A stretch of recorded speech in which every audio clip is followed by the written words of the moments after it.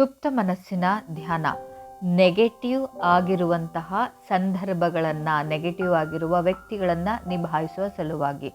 ಈ ಧ್ಯಾನವನ್ನು ಅಭ್ಯಾಸ ಮಾಡಬೇಕಾದ್ರೆ ನೀವು ಊಟ ತಿಂದ ತಕ್ಷಣ ಅಭ್ಯಾಸ ಮಾಡೋ ಹಾಗಿಲ್ಲ. ಊಟ ತಿಂದ ತಕ್ಷಣ ನಾವು ಅಭ್ಯಾಸ ಮಾಡಿದ್ರೆ ನಿದ್ರಾವಸ್ಥೆಗೆ ಜಾರ್ತೀವಿ, ಸುಪ್ತ ಮನಸ್ಸಿನ ಅವಸ್ಥೆನ ತಲುಪಲು ಸಾಧ್ಯ ಆಗಲ್ಲ. ಅದರಿಂದಾಗಿ ಮತ್ತೆ ಮಲಗಿ ಅಭ್ಯಾಸ ಮಾಡೋದಿದ್ರೆ ನೆಲದ ಮೇಲೆ ಮ್ಯಾಟ್ ಹಾಕ್ಕೊಂಡು ಶವಾಸನದಲ್ಲಿ ಅಭ್ಯಾಸವನ್ನು ಮಾಡಿ. ಕುಳಿತುಕೊಂಡು ಅಭ್ಯಾಸ ಮಾಡೋರಿದ್ರೆ 2 ಚೇರುಗಳನ್ನು ತೆಗೆದುಕೊಳ್ಳಿ. ಒಂದು ಚೇರಿನ ಮೇಲೆ ನೀವು ಕುಳಿತುಕೊಳ್ಳಿ, ಗೋಡೆಯ ಪಕ್ಕದಲ್ಲಿ. ಇನ್ನೊಂದು ಚೇರನ್ನು ನಿಮ್ಮ ಎದುರುಗಡೆ ಇಟ್ಕೊಳ್ಳಿ. ಅದರಲ್ಲಿ ನಿಮ್ಮ 2 ಕಾಲುಗಳನ್ನು ನೀಳವಾಗಿ ಚಾಚಿ ಮತ್ತಷ್ಟು ನೀವು ನಿಮ್ಮ ಶರೀರವನ್ನು ಆರಾಮದಾಯಕ ಸ್ಥಿತಿಯಲ್ಲಿ ಅಡ್ಜಸ್ಟ್ ಮಾಡ್ಕೊಳ್ಳಿ. ಇಲ್ಲಿ ನಿಮಗೆ ನಿದ್ರೆ ಆವರಿಸುವಂತಹ ಅಂದರೆ ಮಂಪರ ಸ್ಥಿತಿಗೆ ನೀವು ಬರುವ ರೀತಿ ಇರಬೇಕು. ಆಗ ನೀವು ಸುಪ್ತ ಮನಸ್ಸಿನ ಸ್ಥಿತಿಯನ್ನು ತಲುಪುವುದು ಸುಲಭ ಸಾಧ್ಯವಾಗುತ್ತೆ. ಮತ್ತು ಸಾಮಾನ್ಯವಾಗಿ ಧ್ಯಾನ ಮಾಡುವಾಗ ನೇರವಾಗಿ ಕುಳಿತುಕೊಳ್ಬೇಕು ಅನ್ನೋದನ್ನು ಖಂಡಿತ ತಿಳ್ಕೊಂಡೇ ಇರ್ತೀರ. ಇಲ್ಲಿ ನೇರವಾಗಿ ಕುಳಿತುಕೊಳ್ಳೋದು ಅವಶ್ಯಕತೆ ಏನಿರಲ್ಲ. ಅದರ ಅತಿ ಮುಖ್ಯವಾದಂತಹ ವಿಚಾರ ನಿಮ್ಮ ಗಮನ, ನಿಮ್ಮ ಪೂರ್ತಿ ಗಮನ ಎಷ್ಟರ ಮಟ್ಟಿಗೆ ಅಭ್ಯಾಸದ ಮೇಲಿರುತ್ತೋ ಈ ಒಂದು ಅಭ್ಯಾಸದಿಂದ ನಿಮಗೆ ಸಿಗುವಂತಹ ಫಲಿತಾಂಶವು ಕೂಡ ಅಷ್ಟರ ಮಟ್ಟಿಗೇನೆ ಆಗಿರುತ್ತೆ. ಆರಾಮವಾಗಿ ನಿಮ್ಮ ಕಣ್ಣುಗಳನ್ನು ಮುಚ್ಚಿ ಗಮನವನ್ನು ಉಸಿರಾಟದ ಕಡೆ ತೆಗೆದುಕೊಳ್ಳಿ. ದೀರ್ಘವಾಗಿ ಉಸಿರನ್ನು ತೆಗೆದುಕೊಂಡು ಸಂಪೂರ್ಣವಾಗಿ ಉಸಿರನ್ನು ಹೊರಗಡೆ ಹಾಕಿ.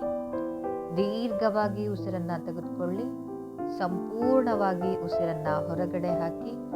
ದೀರ್ಘವಾಗಿ ಉಸಿರನ್ನು ತೆಗೆದುಕೊಳ್ಳಿ ಹಾಗೂ ಸಂಪೂರ್ಣವಾಗಿ ಉಸಿರನ್ನು ಹೊರಹಾಕಿ. 3 ಸುತ್ತಿನ ಉಸಿರಾಟದಿಂದಾಗಿ ನೀವು ಪೂರ್ತಿ ನಿಮ್ಮ ಗಮನವನ್ನು ಅಭ್ಯಾಸದ ಮೇಲೆ ಕೇಂದ್ರೀಕರಿಸೋದು ನಿಮಗೆ ಸಹಕಾರಿಯಾಗುತ್ತೆ. ಈಗ ನಿಮ್ಮ ಗಮನ ನಾನು ಹೇಳುವಂತಹ ಶರೀರದ ಭಾಗಗಳ ಕಡೆ ಬರಲಿ ಹಾಗೂ ಶರೀರವನ್ನು ಅಲುಗಾಡಿಸಬೇಡಿ. ಕೇವಲ ನಿಮ್ಮ ಮನಸ್ಸನ್ನಷ್ಟೇ ಅಭ್ಯಾಸದ ಮೇಲೆ ಕೇಂದ್ರೀಕರಿಸಿ.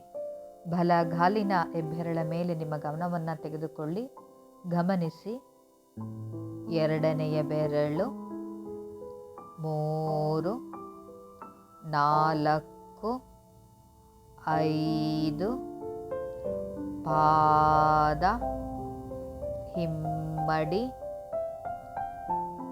ಮೊಣಕಾಲು, ಕಾಲಿನ ಕಂಬ ಹಾಗೂ ಮೀನಿನ ಖಂಡ, ಮಂಡಿಯ ಭಾಗ, ಬಲಗಾಲಿನ ತೊಡೆಯ ಭಾಗ, ಪುಷ್ಟ, ಬಲಗಡೆಯ ಸೊಂಟದ ಭಾಗ. ನಿಮ್ಮ ಗಮನ ಪೂರ್ತಿ ಅಭ್ಯಾಸದ ಮೇಲೆ ಇರಲಿ. ಆಲೋಚನೆಯಿಂದ ಹೊರಗಡೆ ಬನ್ನಿ. ಬಲ ಭಾಗದ ಹೊಟ್ಟೆ, ಎದೆಯ ಬಲಭಾಗ, ಬೆನ್ನಿನ ಬಲಭಾಗ, ಪೂರ್ತಿ ಬೆನ್ನನ್ನು ಗಮನಿಸಿ. ನಾನು ಶರೀರದ ಭಾಗಗಳನ್ನು ಹೆಸರಿಸಿದಾಗ ನೀವು ನಿಮ್ಮ ಶರೀರದ ಭಾಗಗಳನ್ನು ಗಮನಿಸಬೇಕು. ಕತ್ತಿನ ಭಾಗದಲ್ಲಿ ನಿಮ್ಮ ಗಮನ ಬರಲಿ. ಬಲಭಾಗದ ಭುಜ, ತೋಳು, ಮೊಣಕೈ, ಮುಂಗೈ, ಮಣಿಕಟ್ಟು, ಹಸ್ತ, ಹೆಬ್ಬೆರಳು, 2ನೆಯ ಬೆರಳು, 3, 4, 5 ವಿಶ್ರಾಂತಿ. ಹಾಗೆ ಗಮನವನ್ನು ಬಲಗಲ್ಲದ ಮೇಲೆ ತೆಗೆದುಕೊಳ್ಳಿ. ಅಲ್ಲಿಂದ ಬಾಯಿ, ಹಲ್ಲುಗಳು, ನಾಲಿಗೆ, ತುಟಿಯ ಭಾಗವನ್ನು ಗಮನಿಸಿ. ಬಲ ಮೂಗಿನ ಹೊಳ್ಳೆ, ಕೆನ್ನೆ, ಕಿವಿ, ಕಣ್ಣು, ಕಣ್ಣಿನ ಹುಬ್ಬು, ಹಣೆ, ತಲೆಯ ಮೇಲ್ಭಾಗ ಜೊತೆಯಲ್ಲಿ ತಲೆಯ ಹಿಂಭಾಗವನ್ನು ಕೂಡ ಗಮನಿಸಿ. ವಿಶ್ರಾಂತಿ. ವಿಶ್ರಾಂತಿ, ವಿಶ್ರಾಂತಿ. ಕೇವಲ ನೀವು ಗಮನ ಹರಿಸುವುದರಲ್ಲೇ ನಿಮ್ಮ ಶರೀರ ವಿಶ್ರಾಂತಿಯ ಸ್ಥಿತಿಯನ್ನು ತಲುಪಿರೋದನ್ನು ಗಮನಿಸಿ. ಈಗ ಅದೇ ರೀತಿಯಾದ ಗಮನದ ಮೂಲಕ ಶರೀರದ ಎಡಭಾಗವನ್ನು ಕೂಡ ವಿಶ್ರಾಂತಿಗೊಳಿಸೋಣ. ಎಡಗಾಲಿನ ಹೆಬ್ಬೆರಳು ಗಮನ ಎರಡನೆಯ ಬೆರಳಿನ ಮೇಲೆ ಬರಲಿ. 3, 4, 5, ಹಿಮ್ಮಡಿ, ಪಾದ, ಮೊಣಕಾಲು, ಕಾಲಿನ ಕಂಬ ಹಾಗೂ ಮೀನಿನ ಖಂಡ, ಮಂಡಿಯ ಭಾಗ, ತೊಡೆಯ ಭಾಗ, ಪುಷ್ಟ ಹಾಗೂ ಸೊಂಟದ ಭಾಗ ವಿಶ್ರಾಂತಿ. ಹಾಗೆ ಮುಂದುವರೆದು ಗಮನವನ್ನು ಹೊಟ್ಟೆಯ ಮೇಲೆ ತೆಗೆದುಕೊಳ್ಳಿ. ಹೊಟ್ಟೆಯ ಭಾಗವನ್ನು ಗಮನಿಸಿ.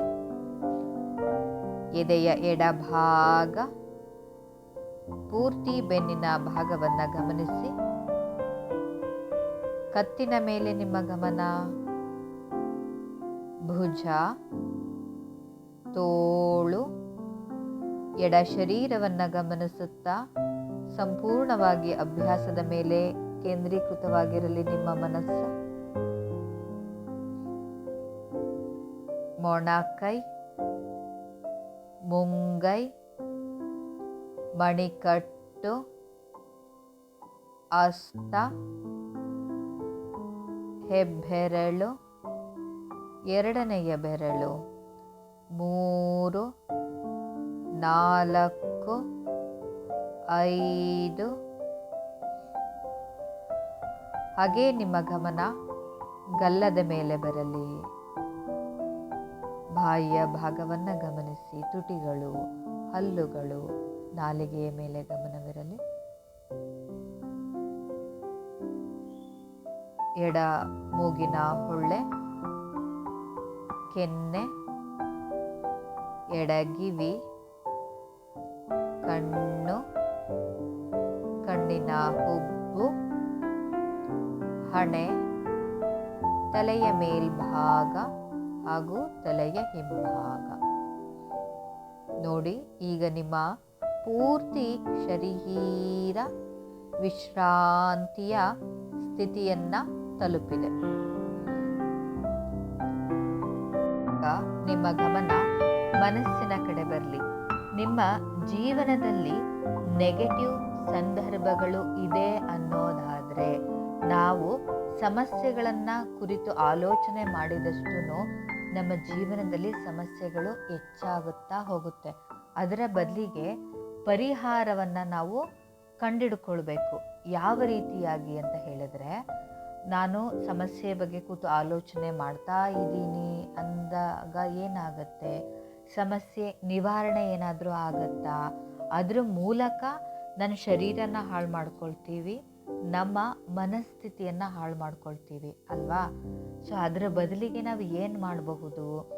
ಮನಸ್ಸಿಗೆ ಆನಂದವನ್ನು ನೀಡುವಂತಹ ಕೆಲಸ ಕಾರ್ಯಗಳನ್ನು ಮಾಡೋದ್ರ ಮೂಲಕ, ಶರೀರದ ಆರೋಗ್ಯ ಸ್ಥಿತಿಯನ್ನು ಸುಧಾರಿಸೋದ್ರ ಮೂಲಕ ನಾವು ನಮ್ಮ ಸಮಸ್ಯೆಗಳನ್ನು ಬಗೆಹರಿಸ್ಕೊಳ್ಬಹುದು.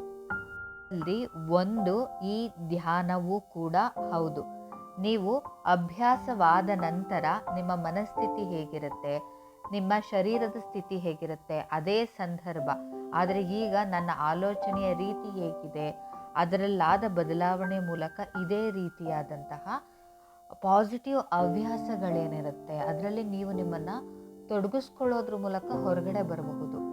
ಅದರಿಂದಾಗಿ ನೀವು ಇಂತಹ ಒಂದು ಅಭ್ಯಾಸಗಳನ್ನು ಮಾಡೋದ್ರ ಕಡೆ ಹೆಚ್ಚಿನ ಹೊತ್ತನ್ನು ಕೊಡಿ. ಮತ್ತು ನೆಗೆಟಿವ್ ವ್ಯಕ್ತಿಗಳು ನಿಮ್ಮ ಜೊತೆಯಲ್ಲಿ ಇದ್ದಾರೆ ಅಂತ ಹೇಳಿದ್ರೆ, ಈಗ ಅವರು ನೆಗೆಟಿವ್ ಆಗಿ ವರ್ತಿಸೋದನ್ನು ಅವರು ಆಯ್ಕೆ ಮಾಡ್ಕೊಂಡಿದ್ದಾರೆ ಅಲ್ವಾ?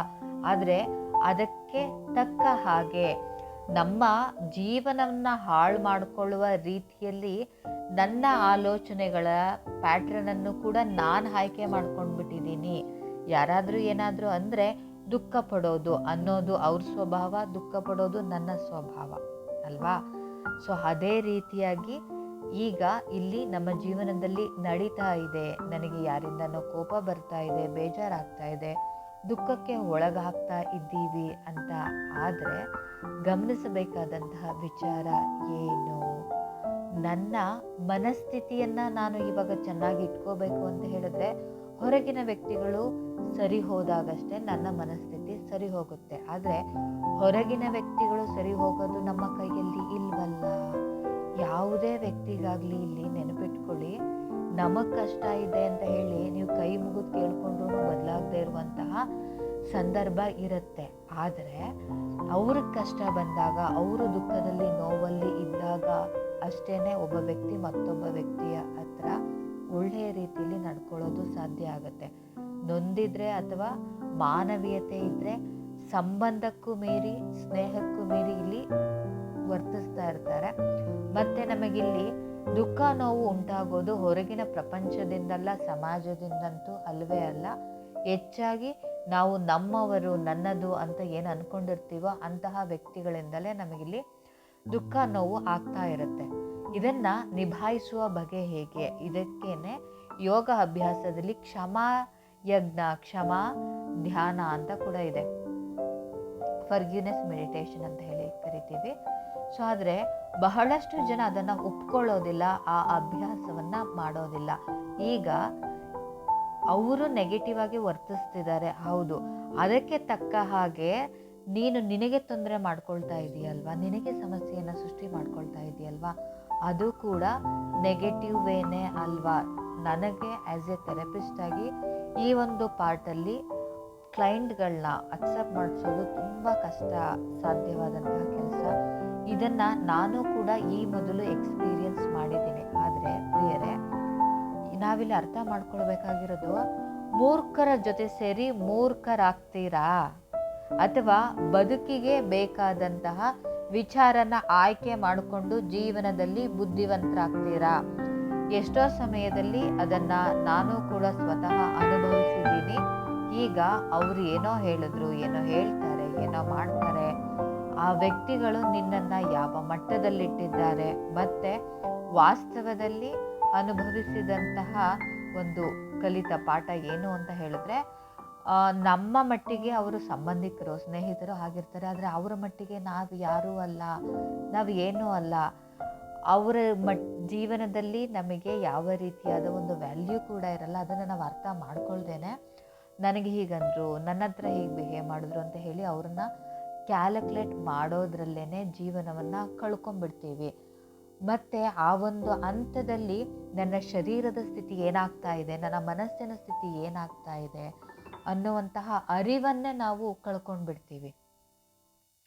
ಕೊನೆಗೆ ನಿನ್ನ ಶರೀರ ಇಲ್ಲದೆ ಹೋದರೆ ನಿನ್ನ ಜೀವನದ ಮಟ್ಟ ಯಾವ ಸ್ಥಿತಿಯನ್ನು ತಲುಪುತ್ತೆ? ಶರೀರದ ಆರೋಗ್ಯ ಸರಿಯಿಲ್ಲ, ಮನಸ್ಸಿನ ಆರೋಗ್ಯ ಸರಿ ಇಲ್ಲ ಅಂತ ಅಂದಾಗ ಕೊನೆಗೆ ಇನ್ನು ನನಗೆ ನಾನು ಕೂಡ ಸಹಾಯ ಮಾಡಿಕೊಳ್ಳದೇ ಇರುವಂತಹ ಪರಿಸ್ಥಿತಿಯನ್ನು ತಲುಪಿಬಿಡ್ತೀನಿ.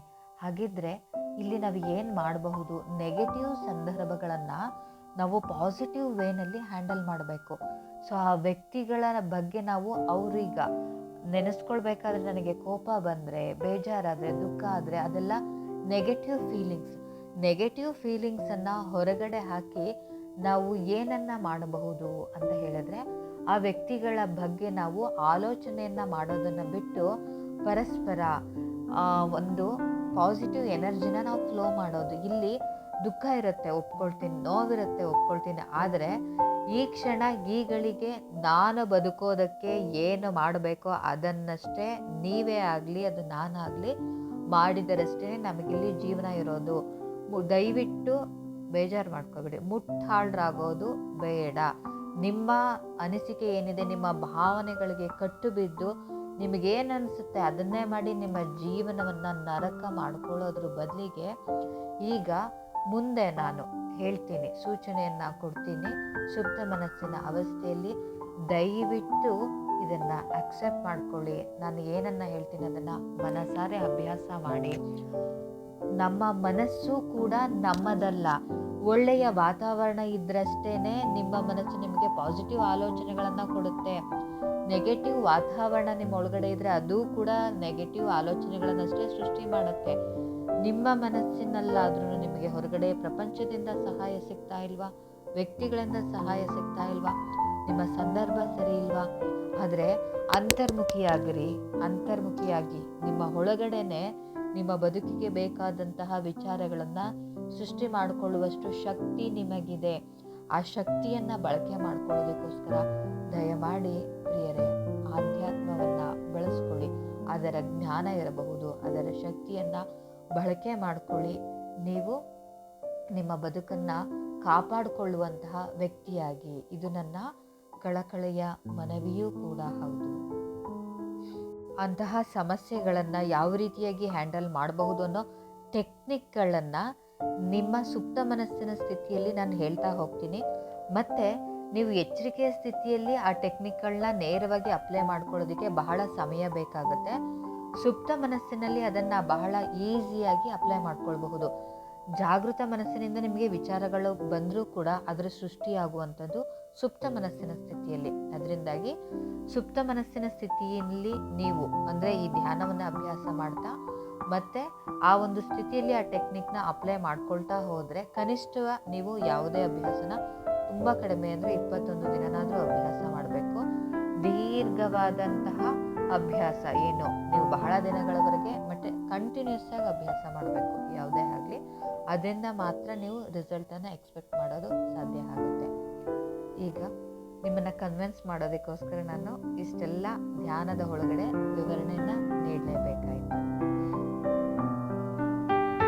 ಹಾಗೆ ಮುಂದಿನ ಹಂತದಲ್ಲಿ ನಾನು ಸಂಖ್ಯೆ 1 ಹೇಳಿದಾಗ ನಿಮ್ಮ ಆತ್ಮ ಮತ್ತು ಮನಸ್ಸು ನನ್ನ ಜೊತೆಯಲ್ಲಿ, ನನ್ನ ಸೂಚನೆಗಳ ಜೊತೆಯಲ್ಲಿ ನಿಮ್ಮ ಕಲ್ಪನೆಯ ಪ್ರಪಂಚದಲ್ಲಿರುತ್ತೆ. ನೀವು ಇರುವಲ್ಲಿ ನಿಮ್ಮ ಮನಸ್ಸು ಸೇಫ್ ಆಗಿರುತ್ತೆ.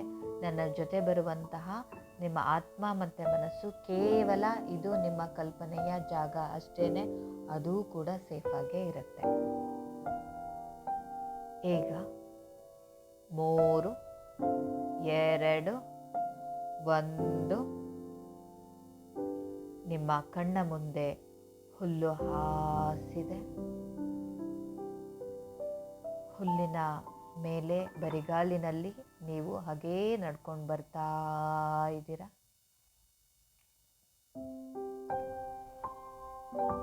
ನಿಮ್ಮ ಕಾಲಿಗೆ ಆ ಹುಲ್ಲು ಸ್ಪರ್ಶಿಸಿದ ಹಾಗೆ ಮೈ ಮನಸ್ಸು ಹಗುರವಾಗ್ತಾ ಇದೆ. ಒಂದೊಂದು ಹೆಜ್ಜೆಯನ್ನೂ ಕೂಡ ನೀವು ಆರಾಮವಾಗಿ ಇಷ್ಟಪಟ್ಟು ಹೆಜ್ಜೆ ಇಡ್ತಾ ಇದ್ದೀರಾ. ಹುಲ್ಲಿನ ಮೇಲೆ ಆ ಖುಷಿಯನ್ನು ಅನುಭವಿಸ್ತಾ ಇದ್ದೀರಾ. ಆ ಹುಲ್ಲಿನ ಸ್ಪರ್ಶವನ್ನು ಎಂಜಾಯ್ ಮಾಡ್ತಾ ನಡೀತಾ ಇದ್ದೀರಾ. ಹಾಗೆ ಸುತ್ತಲೂ ಕೂಡ ಅದು ಹಸಿರಿನ ವಾತಾವರಣ.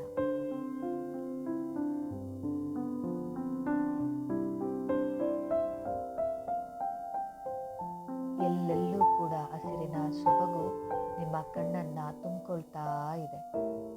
ಈ ಹಸಿರು ಅದರಲ್ಲಿರುವಂತಹ ಶಕ್ತಿ ಮತ್ತು ಶಾಂತಿಯನ್ನು ನಿಮ್ಮೊಳಗೂ ಕೂಡ ತುಂಬ್ತಾ ಇದೆ. ನಿಮ್ಮ ಬಲಗಡೆ ಎಡಗಡೆ ವಿಧವಾದ ಹೂವಿನ ಗಿಡಗಳಿದೆ. ಆ ಹೂವಿನ ಗಿಡಗಳನ್ನು ಗಮನಿಸಿ, ಅದನ್ನು ಆನಂದಿಸಿ. ಈ ಕ್ಷಣ, ಈ ಗಳಿಗೆನೇ ನಮ್ಮ ನಿಜವಾದ ಬದುಕು. ಈ ಕ್ಷಣ, ಈ ಗಳಿಗೆಯನ್ನು ಆನಂದಿಸಿ. ಆ ಹೂವುಗಳ ಲೋಕದಲ್ಲಿ ಈಗ ನಿಮ್ಮ ಕಣ್ಣ ಮುಂದೆ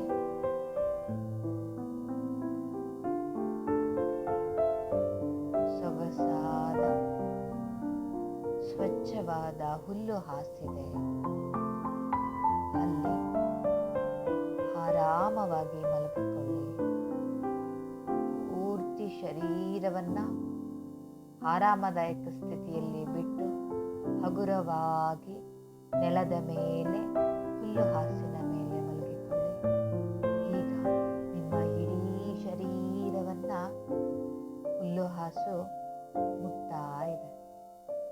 ಅದು ನಿಮ್ಮನ್ನು ತಾಗಿದಷ್ಟು ನಿಮಗೆ ಪುಳಕ, ಆರಾಮದಾಯಕ ಸ್ಥಿತಿ ದೊರೀತಾ ಇದೆ. ಶರೀರವಷ್ಟೇ ಅಲ್ಲ, ಮನಸ್ಸು ಕೂಡ ಪುಳಕಿತಗೊಳ್ತಾ ಇದೆ, ಸಂತೋಷವಾಗ್ತಾ ಇದೆ. ನಮ್ಮ ಸಂಬಂಧ ಕೇವಲ ಮನುಷ್ಯರೊಟ್ಟಿಗೆ ಮಾತ್ರ ಅಲ್ಲ, ವಾಸ್ತವದಲ್ಲಿ ಈ ಪ್ರಕೃತಿಯ ಜೊತೆಗೂ ಕೂಡ ಇದೆ. ಈಗ ನೀವು ಅದನ್ನು ಅನುಭವಿಸ್ತಾ ಇದ್ದೀರಾ ಅಲ್ವಾ? ಈಗ ಸುತ್ತಲಿನ ಹಸಿರಿನ ವಾತಾವರಣ, ಸ್ವಚ್ಛವಾದ ಗಾಳಿ, ಸೂರ್ಯನ ಬೆಳಕು, ಮಣ್ಣು, ಆಕಾಶ, ಪಂಚಭೂತಗಳೆಲ್ಲವೂ ಜೊತೆಗೂಡಿ ನಿಮ್ಮ ಶರೀರದಲ್ಲಿರುವಂತಹ, ಮನಸ್ಸಿನಲ್ಲಿರುವ ಎಲ್ಲ ರೀತಿಯ ಕಲ್ಮಶಗಳನ್ನು, ದುಃಖವನ್ನು, ನೋವು, ಬಾಧೆ, ಅನಾರೋಗ್ಯವನ್ನು ಹೊರತೆಗೆದು ನಿಮ್ಮ ಬದುಕಿಗೆ ಬೇಕಾದಂತಹ ಸಾಂತ್ವನವನ್ನು, ಪ್ರೀತಿಯನ್ನು, ಆರೋಗ್ಯವನ್ನು, ಶಕ್ತಿಯನ್ನು ನೀಡಲಿದೆ. ಅದಕ್ಕೆ ನೀವು ಅನುವು ಮಾಡಿಕೊಡ್ಬೇಕಷ್ಟೇ. ಅನುವು ಅಂತ ಹೇಳಿದ್ರೆ ನಿಮ್ಮ ಗಮನ ಪೂರ್ತಿಯಾಗಿ ಸೂಚನೆಗಳ ಮೇಲಿರಬೇಕು. ತಲೆಯ ಭಾಗವನ್ನು ಗಮನಿಸಿ. ತಲೆಯ ಭಾಗ ಈಗ ನಿಮಗೆ ಆರಾಮದಾಯಕ ಸ್ಥಿತಿಯಲ್ಲಿ ಹಾಗೂ ಶಕ್ತಿದಾಯಕ ಸ್ಥಿತಿಯಲ್ಲಿ ಕಾಣಿಸ್ತಾ ಇದೆ. ಮುಖವನ್ನು ಗಮನಿಸಿ. ಹೊಳಿತಾ ಇದೆ, ಬಿಳಿಯ ಬಣ್ಣದಲ್ಲಿ. ಕತ್ತಿನ ಭಾಗ, ಎರಡು ಕೈಗಳನ್ನು ಗಮನಿಸಿ. ಎದೆಯ ಭಾಗ, ಹೊಟ್ಟೆಯ ಭಾಗ, ಬೆನ್ನು, ಸೊಂಟದ ಭಾಗ, ಮಂಡಿಗಳು, ತೊಡೆಯ ಭಾಗ, ಕಾಲುಗಳು, ಈಗ ಪಾದ. ಶರೀರದ ಪ್ರತಿಯೊಂದು ಭಾಗವೂ ಹೊಳಿತಾ ಇದೆ. ನಿಮ್ಮ ಶರೀರ ನಿಮಗೆ ಅದ್ಭುತವಾದ ಸ್ಥಿತಿಯಲ್ಲಿ ಕಾಣಿಸ್ತಾ ಇದೆ. ಎದೆಯ ಭಾಗದಲ್ಲಿ ನಿಮ್ಮ ಗಮನವನ್ನು ತನ್ನಿ. ಅಲ್ಲಿ ನಿಮ್ಮ ಹೃದಯ ನಿಮಗೆ ಆರಾಮದಾಯಕ ಸ್ಥಿತಿಯಲ್ಲಿರುವುದು ಗೋಚರಿಸ್ತಾ ಇದೆ. ಹಾಗೂ ಆ ಭಾಗವಂತೂ ಸೂರ್ಯನಷ್ಟೇ ಹೊಳಿತಾ ಇದೆ. ಮತ್ತೆ ಪೂರ್ತಿ ನಿಮ್ಮ ಶರೀರದ ನೋವು, ಅನಾರೋಗ್ಯ, ಮನಸ್ಸಿನ ನೋವು, ದುಃಖ, ಚಿಂತೆ, ಭಯ, ಆತಂಕಗಳು ಪ್ರತಿಯೊಂದು ಕೂಡ ಭೂಮಿ ತಾಯಿ ತನ್ನ ಒಡಲಿಗೆ ಹಾಕ್ಕೊಂಡಿದ್ದಾಳೆ. ಈಗ ಆರಾಮವಾಗಿ ಕುಳಿತುಕೊಳ್ಳಿ. ಅಲ್ಲಿ ನಿಮ್ಮ ಕಲ್ಪನೆಯ ಲೋಕದಲ್ಲಿ ಕುಳಿತುಕೊಳ್ತಾ ಇದ್ದೀರಾ. ಈಗ ನಿಧಾನವಾಗಿ ಹೇಳಿ, ಮುಂದೆ ಕಲ್ಪನೆಯ ಲೋಕಕ್ಕೆ ಹೋಗೋಣ. ಅಲ್ಲಿ 20 ಮೆಟ್ಟಿಲುಗಳಿದೆ. ಆ ಮೆಟ್ಟಿಲುಗಳನ್ನು ಇಳಿದ ನಂತರ ನೀವು ನಿಮ್ಮ ಬದುಕನ್ನು ಅದ್ಭುತವಾಗಿ ಸೃಷ್ಟಿಸಿಕೊಳ್ಳಲು ಅವಕಾಶವಿರುವಂತಹ ಸುಪ್ತ ಮನಸ್ಸಿನ ಕಲ್ಪನೆಯ ಲೋಕಕ್ಕೆ ತೆರಳೋಣ. ಈ ಮೆಟ್ಟಿಲನ್ನು ಇಳಿಯಬೇಕಾದ್ರೆ ನಾನು ಹೇಳುವಂತಹ ಸಂಖ್ಯೆಗಳು ಆ ಮೆಟ್ಟಿಲ ಮೇಲೆ ಬರೆದಿರುತ್ತೆ. ಮತ್ತು ಎಡಗಾಲನ ಇಟ್ಟು ನಂತರ ಬಲಗಾಲನ ಇಟ್ಟು ಒಂದೊಂದೇ ಮೆಟ್ಟಿಲನ್ನು ಹಾಗೆ ಇಳಿತಾ ಬನ್ನಿ. ಮತ್ತು ಈ ಮೆಟ್ಟಿಲು ಅಮೃತ ಶಿಲೆಯಿಂದ ಮಾಡಿದೆ, ಬಿಳಿಯ ವರ್ಣದ್ದು ಹಾಗೂ ಹೊಳಿತಾ ಇದೆ. ಅದನ್ನು ನೋಡಿ, ಆ ಮೆಟ್ಟಿಲನ್ನು ನೋಡಿಯೇ ನಿಮಗೆ ಬಹಳ ಖುಷಿಯಾಗಿದೆ.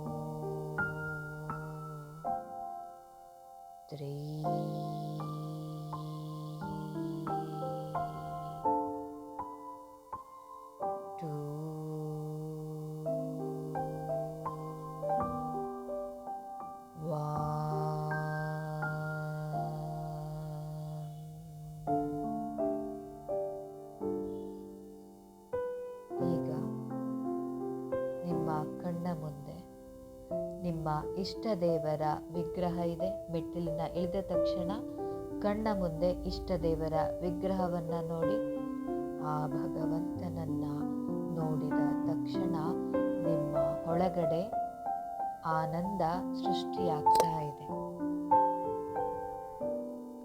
ಆ ಭಗವಂತನ ಮುಂದೆ ಬಟ್ಟಲಲ್ಲಿ ಬಿಡಿಯ ಹೂಗಳಿದೆ.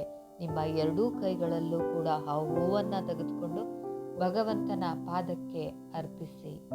ಮತ್ತೆ ನಿಮ್ಮ ಹಣೆಯನ್ನ ಭಗವಂತನ ಪಾದದಲ್ಲಿಡಿ. ನಿಮಗೆ ಏನು ಒಳ್ಳೆಯದಾಗಬೇಕು ಅಂತ ನೀವು ಬಯಸ್ತಾ ಇದ್ದೀರೋ ಅದನ್ನ ಭಗವಂತನಲ್ಲಿ ನಿವೇದನೆಯನ್ನ ಮಾಡಿಕೊಳ್ಳಿ. ಮತ್ತೆ ಇಷ್ಟು ದಿನನೂ ಕೂಡ ನಿಮಗೆ ಏನು ಸರಿ ಅನ್ಸಿರುತ್ತೋ ಅದನ್ನ ಮಾಡ್ತಾ ಇರ್ತೀರ.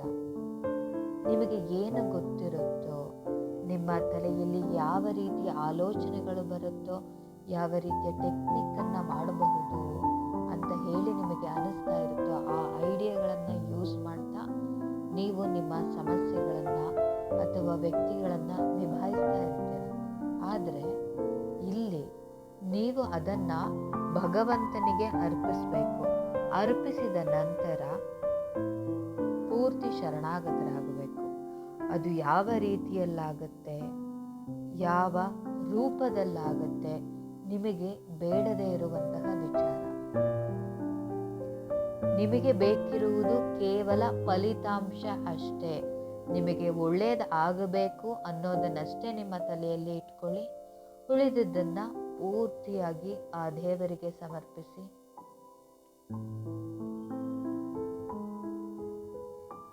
ಈಗ ಆ ಭಗವಂತನ ಆಶೀರ್ವಾದ ಬೆಳಕಿನ ರೂಪದಲ್ಲಿ ನಿಮ್ಮ ಹೃದಯವನ್ನ ಸೇರಿದೆ. ನಿಮ್ಮ ಹೃದಯ ಭಾಗವನ್ನ ನೋಡಿ, ಅದು ಪೂರ್ತಿ ಶರೀರವನ್ನೆಲ್ಲ ಹರಡ್ತಾ ಇದೆ. ನಿಮ್ಮಲ್ಲಿ ಈಗ ಪೂರ್ತಿಯಾಗಿ ವಿಶ್ವಾಸ, ನೆಮ್ಮದಿಯ ಭಾವ ಸೃಷ್ಟಿಯಾಗಿದೆ. ಈಗ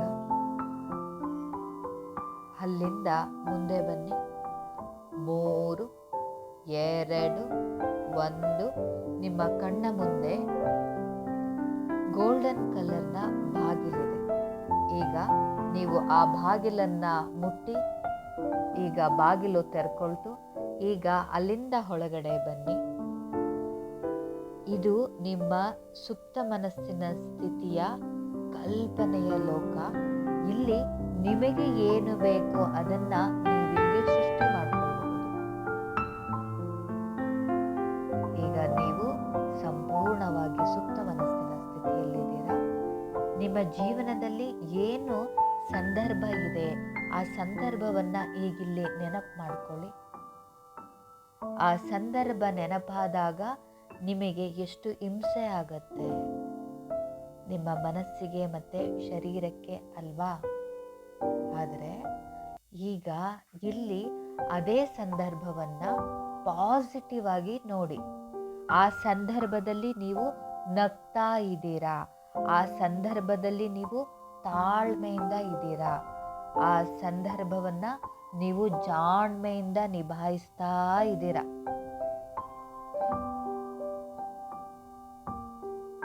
ನಾನು ಮತ್ತಷ್ಟು ಸಮಯವನ್ನ ಕೊಡ್ತೀನಿ.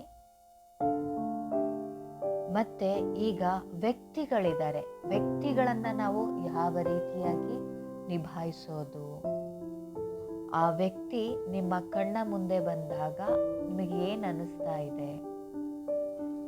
ಆ ವ್ಯಕ್ತಿಯ ಬಗೆಗೆ ಆಲೋಚನೆಯನ್ನ ಮಾಡಿ ನೀವು ನಿಮ್ಮನ್ನ ವಿಷಪೂರಿತರನ್ನಾಗಿ ಮಾಡ್ಕೊಳ್ಳೋದು ಬೇಡ. ಆ ಆಲೋಚನೆಗಳೇ ನಿಮಗೆ ಬೇಡ. ಅಂತಹ ಆಲೋಚನೆಗಳು ಬರ್ತಾ ಇದೆ ಅಂದ ತಕ್ಷಣ ನೀವು 5, 4, 3, 2, 1 ಈ ರೀತಿಯಾಗಿ ರಿವರ್ಸ್ ಕೌಂಟಿಂಗ್ ಮಾಡ್ತೀರಾ. ಮತ್ತೆ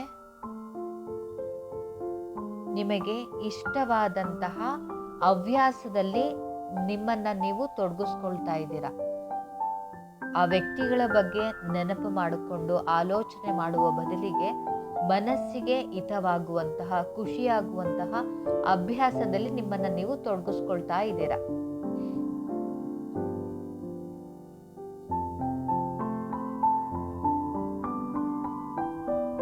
ಕೆಲವೊಮ್ಮೆ ನನ್ನಿಂದ ಸಾಧ್ಯ ಆಗ್ತಾ ಇಲ್ಲ ಅಂತ ಅನಿಸಿದಾಗ ನೀವು ಆ ವ್ಯಕ್ತಿಗಳ ವರ್ತನೆಯನ್ನ ನೆನಪು ಮಾಡಿಕೊಂಡು ವಿಷಪೂರಿತರನ್ನಾಗಿ ನಿಮ್ಮನ್ನ ನೀವು ಮಾಡಿಕೊಳ್ಳೋದ್ರ ಬದಲಿಗೆ ನಿಮ್ಮ ಹೃದಯಾಳದಿಂದ ಅವರ ಹೃದಯಾಳಕ್ಕೆ ಗೋಲ್ಡನ್ ಕಲರ್ ಅಲ್ಲಿ ಎನರ್ಜಿನ ಪಾಸ್ ಮಾಡ್ತಾ ಇದ್ದೀರ. ಅವರು ಮತ್ತಷ್ಟು ಸಮಸ್ಯೆಯನ್ನ ಸೃಷ್ಟಿ ಮಾಡಿ ನೀವು ಆ ಸಮಸ್ಯೆಗಳಿಂದ ನರಳುವ ಬದಲಿಗೆ ಅವರಿಗೆ ಧನಾತ್ಮಕ ಶಕ್ತಿಯನ್ನ ಹರಿಸೋದ್ರ ಮೂಲಕ ಆ ವ್ಯಕ್ತಿಗಳು ನಿಮ್ಮ ಜೀವನದಲ್ಲಿ ಸಮಸ್ಯೆ ಸೃಷ್ಟಿ ಮಾಡೋದನ್ನ ಕಡಿಮೆ ಮಾಡ್ತಾ ಹೋಗ್ತಾರೆ ಹಾಗೂ ನಿಲ್ಲಿಸ್ಬಿಡ್ತಾರೆ.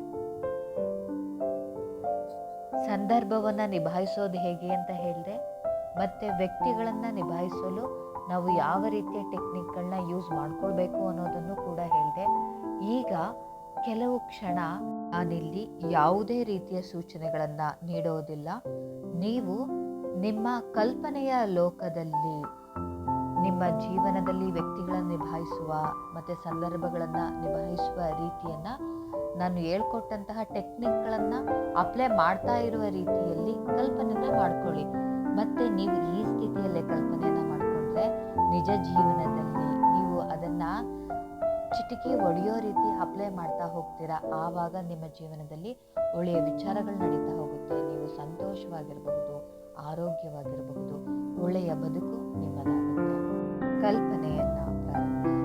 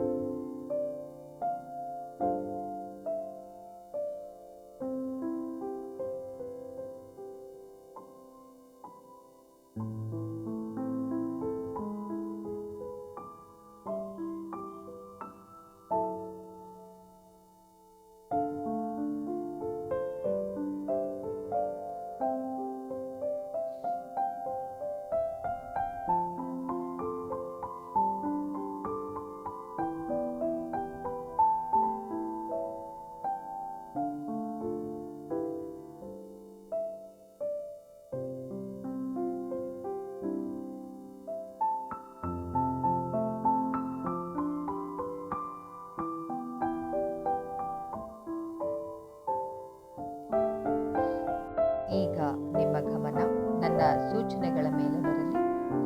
ನಿಮ್ಮ ಸಮಯವನ್ನು ಮತ್ತು ಸಂದರ್ಭವನ್ನು, ವ್ಯಕ್ತಿಗಳನ್ನು ನಿಭಾಯಿಸುವಷ್ಟು ವಿವೇಕ, ಅರಿವು, ತಾಳ್ಮೆ, ಜಾಣ್ಮೆ, ಶಕ್ತಿ ಎಲ್ಲವೂ ಕೂಡ ನಿಮ್ಮ ಒಳಗಡೆ ಇದೆ. ಹೊರಗಿನ ಸಂದರ್ಭ ಮತ್ತು ವ್ಯಕ್ತಿಗಳು ನಮ್ಮನ್ನು ನಿಭಾಯಿಸ್ತಾರೆ. ಅದು ಚೆನ್ನಾಗಿದ್ದಾಗಷ್ಟೇ ನಾವು ಚೆನ್ನಾಗಿರ್ತೀವಿ ಅಂತ ಹೇಳಿದ್ರೆ, ಅದು ಚೆನ್ನಾಗಿದ್ದಾಗಷ್ಟೇ ನಾವು ಚೆನ್ನಾಗಿರ್ತೀವಿ. ಆದರೆ ಈಗ ಹಾಗಲ್ಲ. ಸಂದರ್ಭ ಹೇಗೆ ಇರಲಿ, ವ್ಯಕ್ತಿಗಳು ಹೇಗೆ ಇರಲಿ, ಅದನ್ನು ಧನಾತ್ಮಕವಾಗಿ ನಿಭಾಯಿಸಿಕೊಳ್ಳುವಂತಹ, ವ್ಯವಹರಿಸುವ ಶಕ್ತಿ ನಿಮಗೆ ದೊರೆತಿದೆ. ಈಗ ಮತ್ತೆ ಈ ಪ್ರಪಂಚದಿಂದ ಹೊರಗಡೆ ಬನ್ನಿ. ನಿಮ್ಮ ವಾಸ್ತವಿಕ ಪ್ರಪಂಚದಲ್ಲಿ ನಿಮ್ಮ ಆತ್ಮ ಮತ್ತು ಮನಸ್ಸು, ಶರೀರವನ್ನು ಸೇರ್ಪಡೆಯಾಗಲಿ. ಮತ್ತೆ ಅದೇ ಬಾಗಿಲಿನಿಂದ ಹೊರಗಡೆ ಬನ್ನಿ. 1, 2, 3. ಈಗ ನಿಮ್ಮ ಶರೀರ, ನಿಮ್ಮ ಆತ್ಮ ಮತ್ತು ಮನಸ್ಸು ಎರಡೂ ಕೂಡ ಎಲ್ಲವೂ ಒಟ್ಟಿಗೆ ಇದೆ. ಹಾಗೂ ನೀವೀಗ ಎಚ್ಚರಿಕೆ ಸ್ಥಿತಿಗೆ ಬರ್ತಾ ಇದ್ದೀರಾ. ಎಚ್ಚರಿಕೆಯ ಸ್ಥಿತಿ. ಸಂಪೂರ್ಣವಾಗಿ ನಿಮ್ಮ ಗಮನ ನಿಮ್ಮ ವಾಸ್ತವಿಕ ಶರೀರ ಎಲ್ಲಿದೆ ಅಲ್ಲಿರಲಿ. ಹಾಗೂ ಒಮ್ಮೆ ಸುತ್ತಲಿನ ವಾತಾವರಣದ ಕೂಡ ಗಮನವನ್ನು ತೆಗೆದುಕೊಳ್ಳಿ. ಗಮನಿಸಿ. ಈಗ ಕಾಲ್ಬೆರಳುಗಳನ್ನು ನಿಧಾನವಾಗಿ ಹಲುಗಾಡಿಸಿ, ಕೈ ಬೆರಳುಗಳನ್ನು ಹಲುಗಾಡಿಸಿ, ತಲೆಯನ್ನು ಹಾಗೆ ಎಡದಿಂದ ಬಲಕ್ಕೆ ನಿಧಾನವಾಗಿ ಹೊರಳಿಸಿ ಪೂರ್ತಿಯಾಗಿ ಎಚ್ಚರಿಕೆಯ ಸ್ಥಿತಿಗೆ ಬನ್ನಿ. ಈಗ ನಿಧಾನವಾಗಿ ಕುಳಿತುಕೊಳ್ಳಿ. ಎರಡೂ ಕೈಗಳನ್ನು ಬಿಸಿಯಾಗುವ ರೀತಿಯಲ್ಲಿ ಉಜ್ಜಿ ಆ ಶಾಖವನ್ನು ನಿಮ್ಮ ಮುಖಕ್ಕೆ ಹಾಗೂ ಕಣ್ಣಿನ ಭಾಗಕ್ಕೆ ನೀಡಿ. ಈಗ ಎರಡೂ ಕೈಯನ್ನು ನಿಮ್ಮ ಕಣ್ಣ ಮುಂದೆ ತಂದು ನಿಧಾನವಾಗಿ ಕಣ್ತೆರೆದು ಕೈಗಳನ್ನು ಗಮನಿಸಿ ನಗುಮುಖದೊಂದಿಗೆ. ಈಗ ನಿಮ್ಮ ಶರೀರದ ಸ್ಥಿತಿಯನ್ನು ನೋಡಿ. ಆರಾಮದಾಯಕವಾಗಿದೆ, ಆರೋಗ್ಯವಾಗಿದೆ, ಮನಸ್ಸು ಶಾಂತವಾಗಿದೆ ಹಾಗೂ ಸಂತೋಷವಾಗಿಯೂ ಕೂಡ ಇದೆ. ನಿಮ್ಮ ಬದುಕನ್ನು ಕಾಪಾಡಿಕೊಳ್ಳಬಲ್ಲ ಶಕ್ತಿ ನಿಮ್ಮ ಒಳಗೇ ಇದೆ. ಅದನ್ನು ಈ ಧ್ಯಾನದ ಮೂಲಕ ನೀವು ಖಂಡಿತ ಅರ್ಥ ಮಾಡಿಕೊಳ್ಳಬಹುದು. ಧನ್ಯವಾದ. ನಿಮಗೆ ಒಳ್ಳೆಯದಾಗಲಿ.